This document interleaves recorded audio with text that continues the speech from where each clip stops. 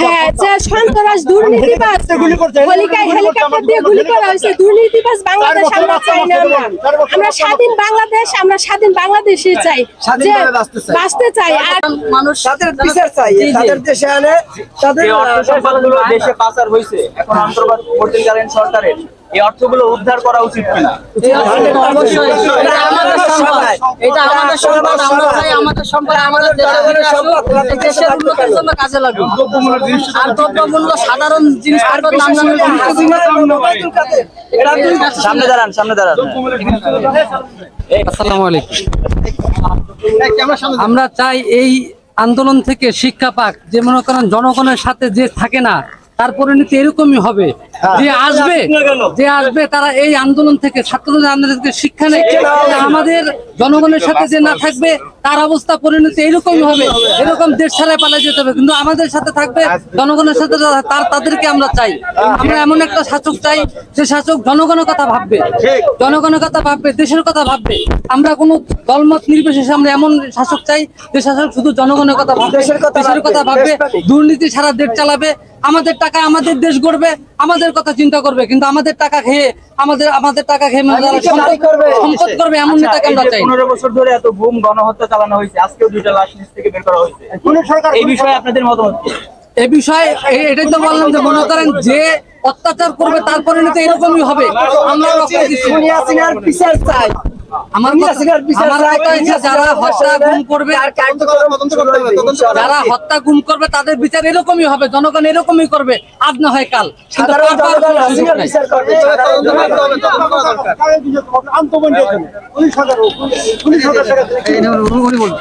আমি চাই ভাই বাংলাদেশে যে সরকার আসুক না কেন, আমরা সবাই শান্তিতে চাই, শান্তি থাকতে চাই, এবং আমাদের দ্রব্যমূল্য জিনিস যাতে না বাড়ে, কারণ সাধারণ মানুষ কষ্ট হয়ে যাবে। আমরা দেশে যে সরকার আসুক না কেন সবাই যাতে শান্তিতে বসবাস করি, এবং আমাদের দ্রব্যমূল্য জিনিসটা তো না কম থেকে এদিকে সেনাবাহিনী এবং বাংলাদেশ সরকার বলছে এদিক দিয়ে দৃষ্টি আকর্ষণ করে তারা দিতে, যাতে বাজার মনিটরিং করে। এটা আমার সর্বশেষ বক্তব্য। কেন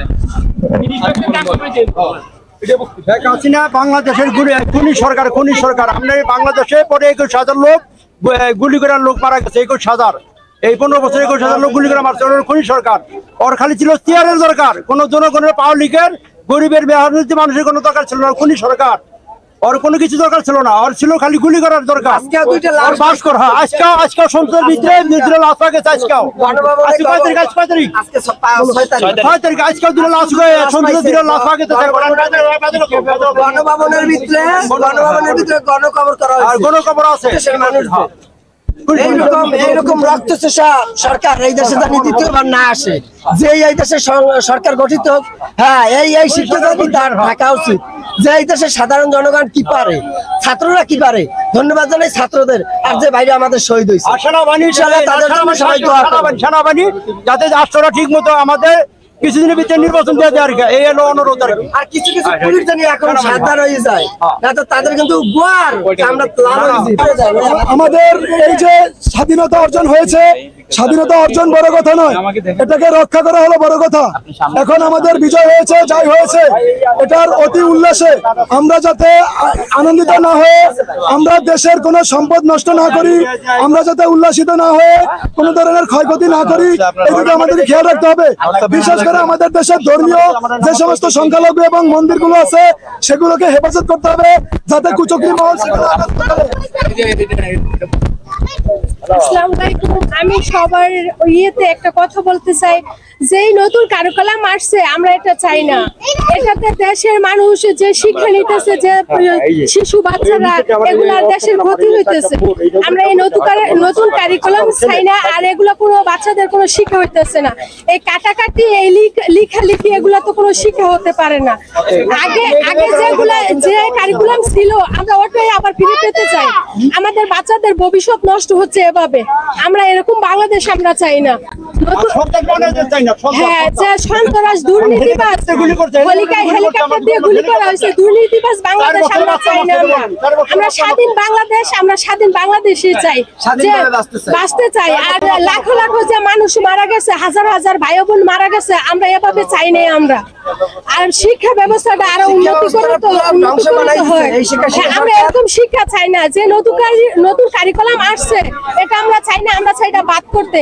আমার এক বাচ্চা ক্লাস 6 এ পড়ে, আমার এক বাচ্চা যে মানে ক্লাস 6 এ পড়ে, ওটা তো কোনো পড়াই নাই, কোনো লিখাই নাই, সারাক্ষণ কাটাকাটি ইউটিউব থেকে লিখে লিখে। আমরা তো এগুলো চাই না, এগুলো আমরা চাই না। সারাক্ষণ মোবাইলে বাচ্চারা মোবাইলে আসক্ত হয়ে থাকে, আমরা এগুলো চাই না। আমরা চাই বাচ্চারা আবার নতুন করে শুরু করে পড়ালেখা শুরু করে, আগের জীবন ফিরে পাক। সারাক্ষণ সারা বই মুখস্থ করবে, বই মুখস্থ করে পরীক্ষা দিবে। আমরা এটা চাই, আগের মতো চাই। আমরা এই নতুন কারিকুলাম আমরা চাই না, আমরা চাই এটা বাদ হয়ে যায়। পাস করতে হয় না, পাস করতে হয়, ছাত্র কোনো লেখাপড়া তো নাই। আমরা নতুন শিক্ষা কারিকুলাম চাই না, আমরা আগের মতো চাই যাতে পড়ালেখা করে নিজের মাথা খাটিয়ে তারপর পরীক্ষা দিতে হবে। আর বর্তমানে শুধু মোবাইল ছাড়া কোনো পরীক্ষা দিতে পারছি না, ইন্টারনেট থাকলে পরীক্ষা দেওয়া যাচ্ছে না। আমার বক্তব্য হচ্ছে আগের কারিকুলাম ফিরতে হবে।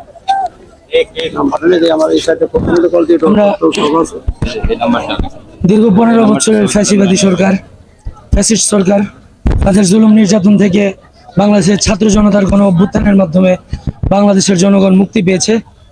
এই বিজয় শুধুমাত্র ছাত্র জনতার না, এই বিজয় সারা বাংলার সমস্ত মুক্তিগামী মানুষের, যারা এতদিন যাবৎ ফ্যাসিস্ট সরকারের জুলুম নির্যাতনের শিকার হয়েছে। এবং পরবর্তী সরকার যারা আসুক না কেন, আমরা চাই একটা সুষ্ঠু নির্বাচনের মাধ্যমে সঠিক সরকার আসুক, যারা এই দেশের প্রতি যত্ন নিয়ে এবং মায়া নিয়ে ভালোবাসা নিয়ে কাজ করবে। এবং সবচেয়ে বড় দাবি হলো এই ফ্যাসিস্ট সরকারের জামানায় যারা নির্যাতনের শিকার হয়েছে, গুম খুনের শিকার হয়েছে, বিশেষ করে গণহত্যা, বিশেষত 2009 সালে পিলখানার আমার বিডিআর ভাইয়েরা, সেনাবাহিনীর ভাইয়েরা হত্যাকাণ্ডের শিকার হয়েছে। 2013 সালে 5ই মে শাপলা চত্বরে হেফাজতে ইসলামের নেতৃত্বে যেই অবরোধ কর্মসূচি আহত করা হয়েছিল, সেই কালো রাতে নিরস্ত্র অসহায় মানুষের উপর যে পরিমাণ গণহত্যা চালানো হয়েছে, এই সবগুলোর বিচার আমরা পরবর্তী সরকারের কাছে চাই। এবং যেন এই দোষীদেরকে উপযুক্ত শাস্তি দেওয়া হয়। এবং বাংলাদেশের মাটি থেকে এতদিন যাবৎ যারা আমাদেরকে শোষণ করেছে, নির্যাতন করেছে, আওয়ামী লীগ, যুবলীগ, ছাত্রলীগ, সকলকে নিষিদ্ধ করে তাদেরকে দৃষ্টান্তমূলক শাস্তির ব্যবস্থা। আচ্ছা, আপনার কাছে আরেকটা প্রশ্ন, সেটা হচ্ছে এই যে 2024 সালের স্বাধীনতা যুদ্ধ আমরা বলতে পারি, এই যুদ্ধে যে ভাই বোনেরা শহীদ হয়েছে তাদের স্মরণে আপনি কিছু বলেন। 2024 সালের 5ই আগস্ট আমরা বাংলাদেশের দ্বিতীয় বিজয় দিবস বলে অবহিত করছি। এবং এই চলমান আন্দোলনকে আমরা বাংলাদেশের দ্বিতীয় প্রজন্মের নতুন মুক্তিযুদ্ধ হিসেবে ঘোষণা করতে চাই। সেই সাথে যারা শহীদ হয়েছে তাদেরকে আমরা দ্বিতীয় মুক্তিযুদ্ধের প্রথম শহীদ বলে ঘোষণা করছি।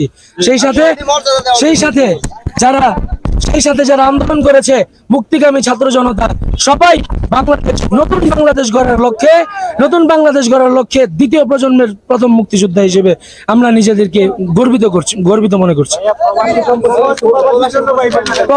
প্রবাসীদের ক্ষেত্রে আমরা বলতে চাই, প্রবাসী ভাইদের অবদান আমরা ভুলতে পারবো না।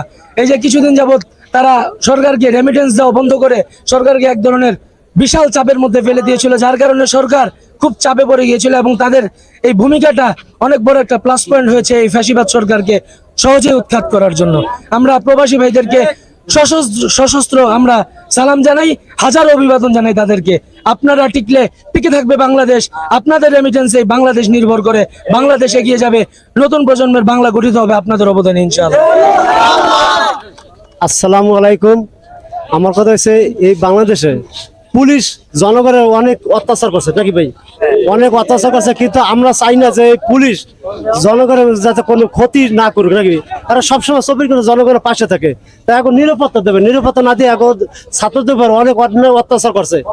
আর আঠারোটা পক্ষ ভাবে সরকার পক্ষ অনেক নির্যাতন করছে, ছাত্র ছাত্রী এদের উপর অনেক হামলা করছে, অনেক নির্যাতন করছে। তবে এই থেকে আমরা যে পুলিশ সদস্য সবাই যাতে জনগণের প্রতি কোনো ক্ষতি না করতে পারে, এই অনুরোধ।